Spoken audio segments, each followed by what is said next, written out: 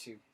So I would have made this outside. The weather's tripping, and there's people in the basement, so I can't do what I'm gonna do. All right, so I'm taking this from my TikTok to this YouTube channel. If you want to see my TikTok, I don't know if y'all can see that. Get a little closer. You can't miss me. There it is at the top there, and then y'all can see that, right? James Williams Jr., aka EFG, and then at JW underscore Grey Wolf.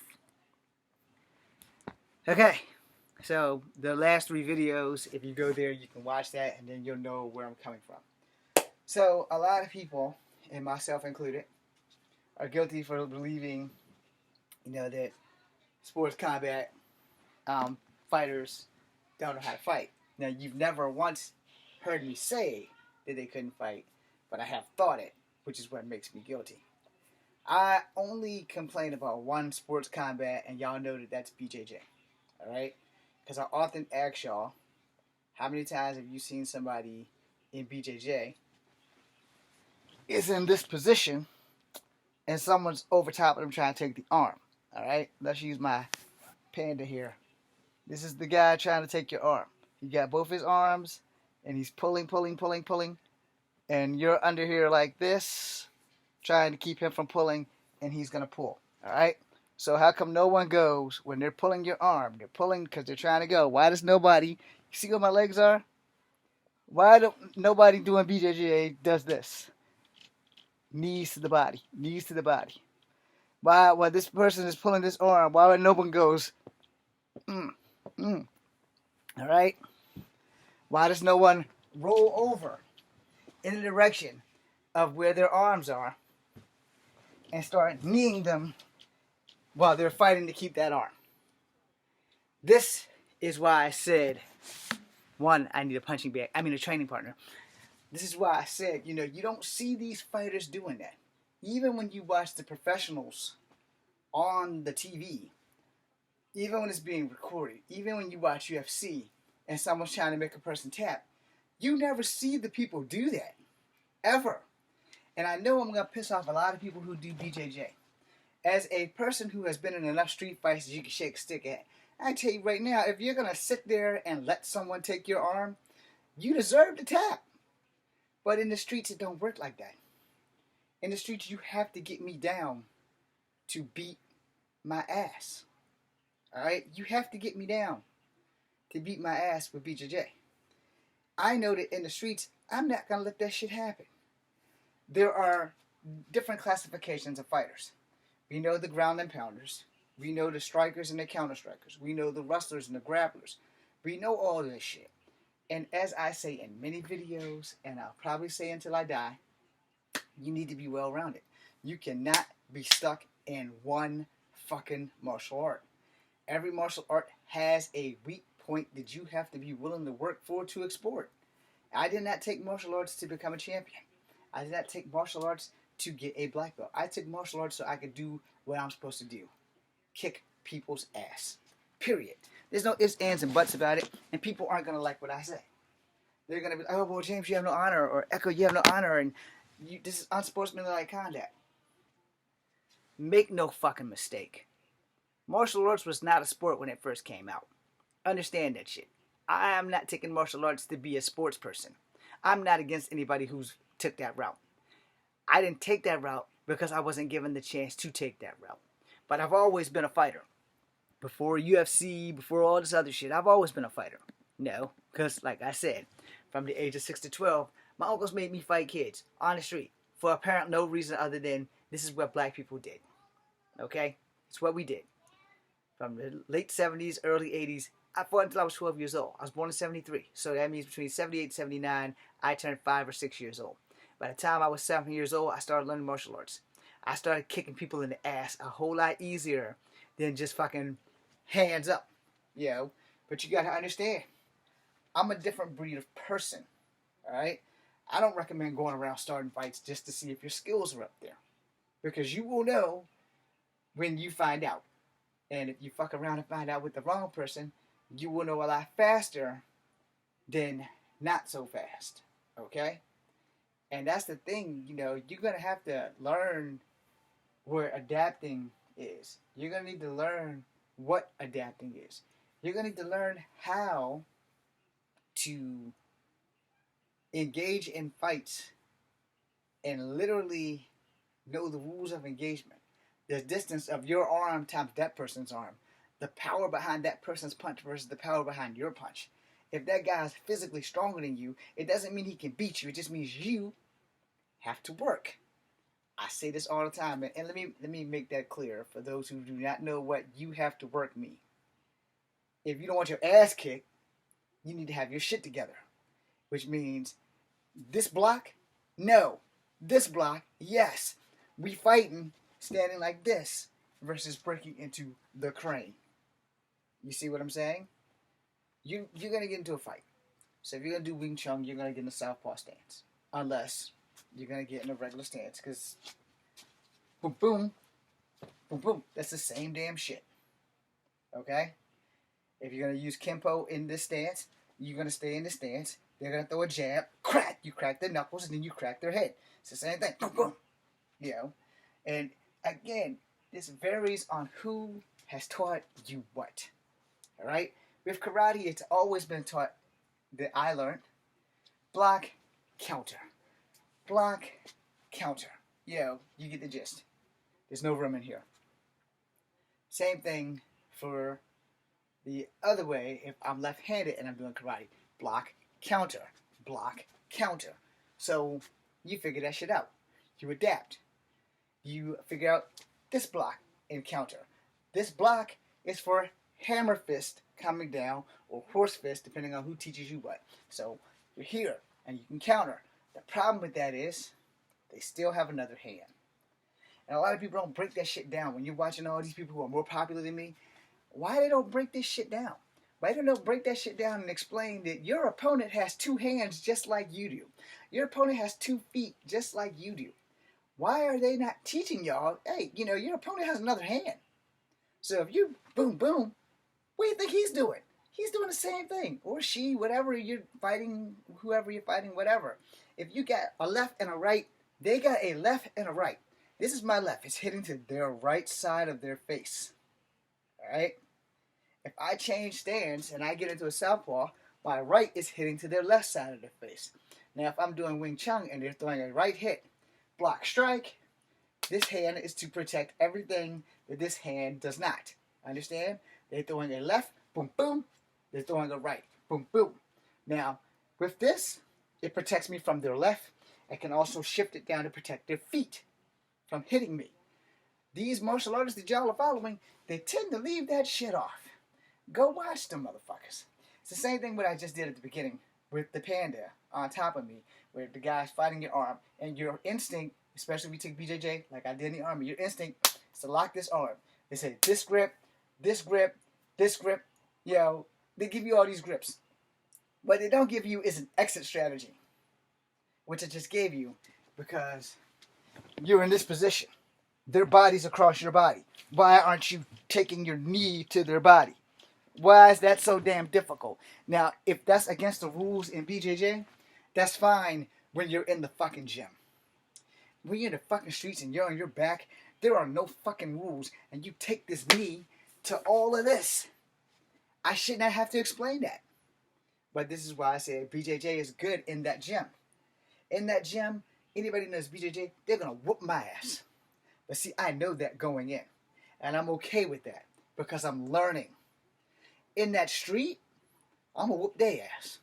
Because I've been fighting in the streets since before most of y'all who are watching me now have been born. Period. If I am on my back and you literally are laying across from me, I got options. You got this arm. Boom. I have 2. You got this arm. Boom. Boom. I have legs that are right there. These knees. Boom. All up in this. Because you're on me, trying to grab my arm, you're going to slide this leg over my neck, this leg over my chest, and you're going to pull back. And my arm's going to be stuck between your thighs. so you can hyperextend the elbow, so my dumb ass can be doing that. But what my dumb ass can be doing is, while I'm fighting this grip, I can drop short elbows, because you're still holding on. I can drop short elbows all up and down your central line of your arm. Just doing this, boom, boom. But people panic. They're sitting there, they panic, and they're like, well, James, have you field tested that? I don't have to field test it. It's common fucking sense. But, in case you're wondering, I cheated a lot in the Army with BJJ. Because I couldn't get the 300 pound plus change guy off of me. He was 6'5", every bit of 300 pounds. I couldn't get him off me. So, when he's got my lapel, and he's got his cross, and I'm supposed to have this arm over his two arms, and then the C-clamp, and roll him. No. That shit wasn't an option. I couldn't out-roll him. I couldn't out-fight him. I couldn't outweigh his weight. But what I could do is use my brain. So when the drill sergeants blink, I slip my hands, because he still got me by the lapel. And he's got just enough space between his body and my gut. And I slid my hands under, bam! I headbutted him in his fucking shit. He come up off me, I come from under him. That allowed me to put him in a choke hole, which we weren't allowed to do. Which is how I managed to do push-ups, because the drill sergeant caught me. Now, I'm pretty sure they probably don't remember that shit. But here's the thing. As a martial artist, you need to be... What the fuck is that? Okay, I don't know what the hell it is. Anyway, you need to be well-rounded in every possible skill set, in every possible escape. And there will be some escapes that will be hell getting out of. Escapes that may cause you to break your own arm trying to get out of them, which you should probably tap. I'm not going to give you any bad advice. If you can't get out, tap. Tap. It's a whole lot easier to tap and save a body part than to not tap and break it. Because, you know, pride comes before a fall or a broken bone. You know, tap. You're a human being. You got to tap. Tap.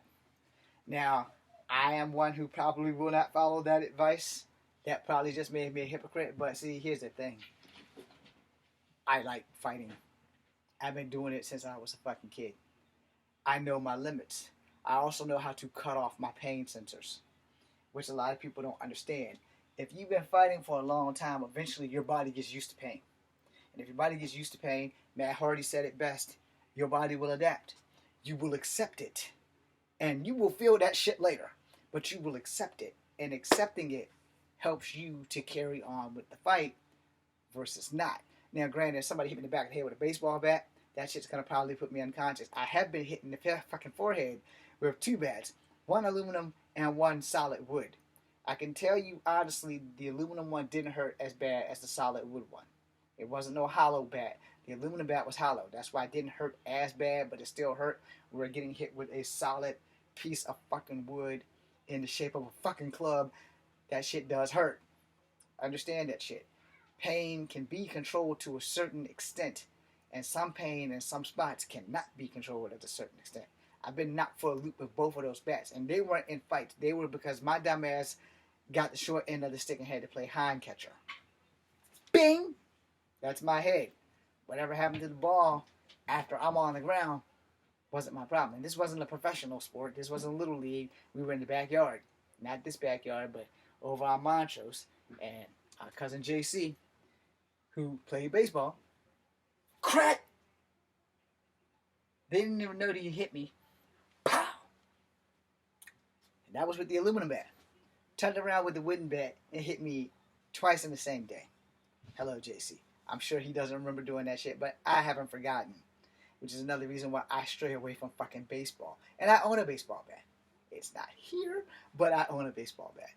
I have a small one in the car. But that's the thing.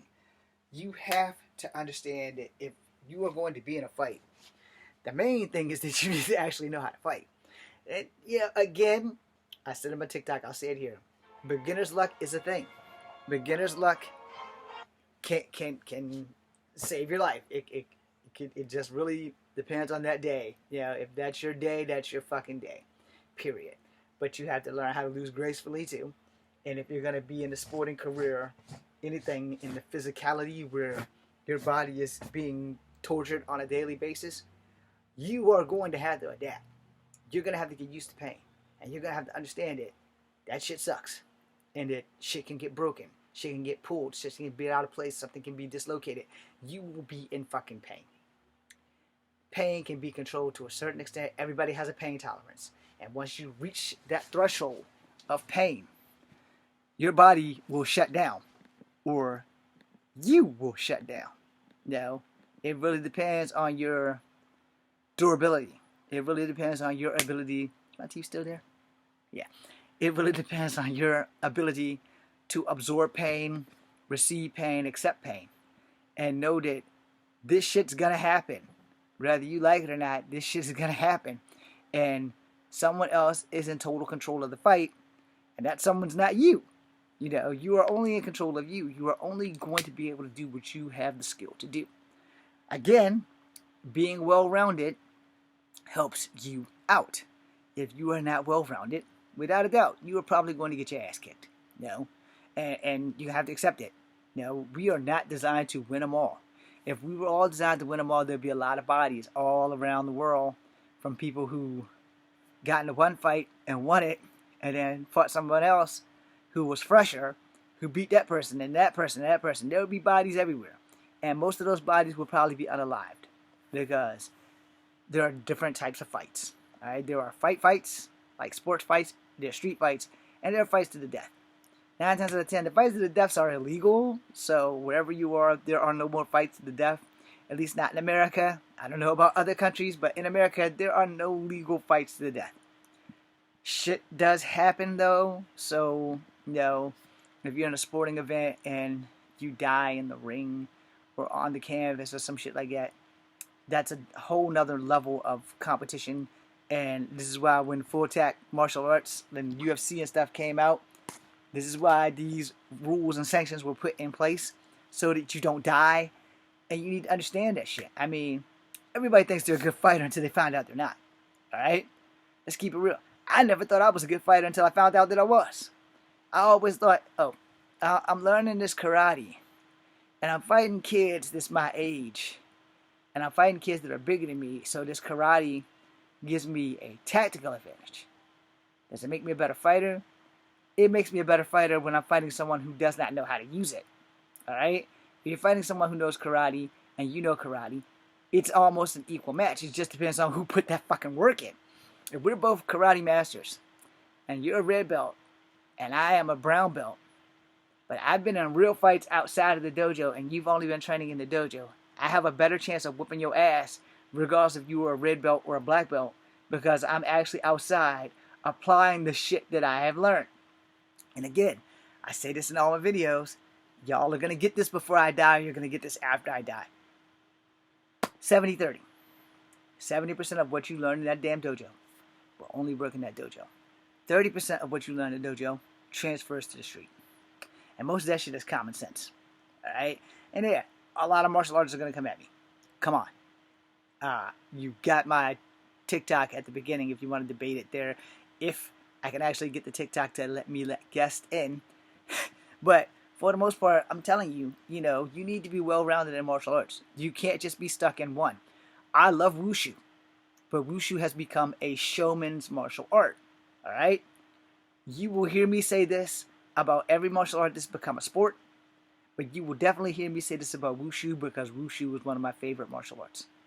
I do Wing Chun, but it's more of a modified modern day Wing Chun versus classic Wing Chun. My only classic move in Wing Chun is my stand. That's it. As far as like, what the fuck is this shit? Pak Sao, or whatever the fuck you call it, where you're doing chain punches. I have to get myself out of the habit of doing this, because I'm looking at the camera, it looks good. When I see my own fist, it looks fucked up. I have to stop doing that, because as an actor also, it gets you into the habit of looking at the camera, because that looks good as shit when I'm looking at it from my eyes to that camera and seeing my face look at the camera. It thrills me for some reason, but when I'm doing it this way, it looks corny as fuck. So I have to get my mind out of that set of this looking corny and this looking better, because I can see how fast I'm going on camera. But when my hands are doing it in front of me, I can't really keep track of that shit. And also, there's nobody there to block it. You know, when you're throwing these rapid punches, like straight chain punches, a person who has been trained in Wing Chun is going to rapidly block that shit. They're just going to keep batting that shit away. And let's say they're trained in Wing Chun and Kempo. 1, 2, 3, boom. You know, so 1, 2, 3, strike. And I'm steadily throwing these punches, and I'm not aware of it. Block, block, block, because I'm still throwing punches. That block and then that strike. You know, you have to be aware of this shit happening. You know, it's the same thing if you're doing snake. Notice the mouth is closed, which makes it the crane. Now the mouth is open, making it the snake. See the hand positioning? So here, here, here, here. Snake. Crane. Exact same fucking movements. Why? Because snakes and cranes are related in their movements. The difference is a snake only has one striking appendage, which is his head. And it coils, where a crane flows like the wind and the water. And for the martial artists who came up with the snake and the crane, they had to literally study the movements. Okay, you see how my body is coiling? Now, I don't do that with the crane. I'm just arm movement. You see what I'm saying? Now, if I do Drunken Master, I can Drunken Master and snake that shit. You see the relationship? If I do the Jenga, there's no room in here, so I'm going to have to make a part 2 and take the shit outside. But if I do the Jenga, you'll understand that I am making certain movements with certain body parts, initially putting shit to where it needs to be so that I can accomplish the goal, which is to protect myself and fuck you up at the same time. Or just fuck you up and not worry about the rest. Because there are fighters that will just fuck you up and not think that they can get hit. And I will say this 1,000,000 times until I die. If you haven't been hit in a fight, please thank God. Or whatever you believe in, whatever spiritual force that you believe in, please thank them. Because getting hit fucking sucks. And if your teacher is telling you that you're going to be so good that you can't get hit in a fight, he's going to get struck by lightning. Because he's a motherfucker. And I have never been in a fight where I haven't been hit. I have never been in a fight where I haven't been hit. I've been, except for like when I got jumped from the back. They didn't hit me, he just grabbed me. It's a big guy difference when somebody's grabbing you from the back and then locking their arms around your body. So he locked his arms around me. I was like this, and he was flinging me. And at the time, I was probably like 5'1", because I'm 5'3" now.